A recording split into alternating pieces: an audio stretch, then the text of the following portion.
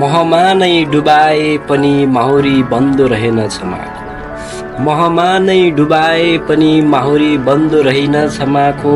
आखिर बुर्कुसिँदै उफ्रिँदै उचालिँदै अहमताको स्प्रिङमा आरोह गरेरै छाड्दो रहेछ रछ्यानको पहाडमा माखो।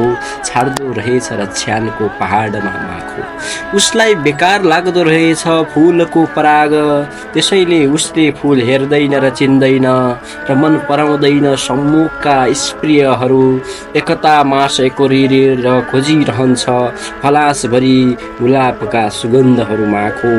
कहिले काहीँ लट्ठिएर सुगन्धको महकमा बतासिँदै चोबलिन्छ चियाका कपमा र जलेबीको चास्नीमा सास नजाउन्जेल र नगाउन्जेल अनवरत खाइरहन्छ र रमाइरहन्छ दहीका हाडहरूमा माखो।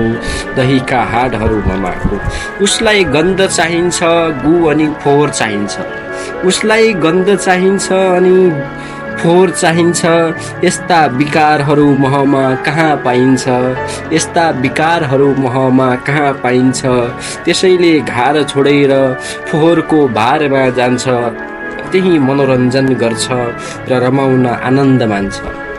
त्यही मनोरञ्जन गर्छ र रमाउन आनन्द मान्छ माखो। त्यसैले मह छोडेर त्यो फोहोर गुर नाली खोज्न जान्छ। त्यहाँ भएका फोहोर र फोहोरीहरू सँगै खेल्छ र रमाउँछ।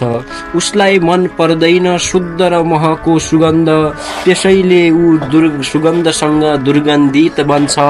यो प्राकृतिक नै भयो साथी माखो फोहोरसँगै घुल्छ अनि मिल्छ।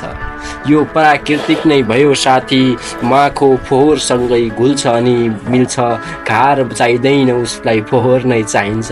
त्यसैले घर छोडेर फोहोरमै घुल्छ र मिल्छ।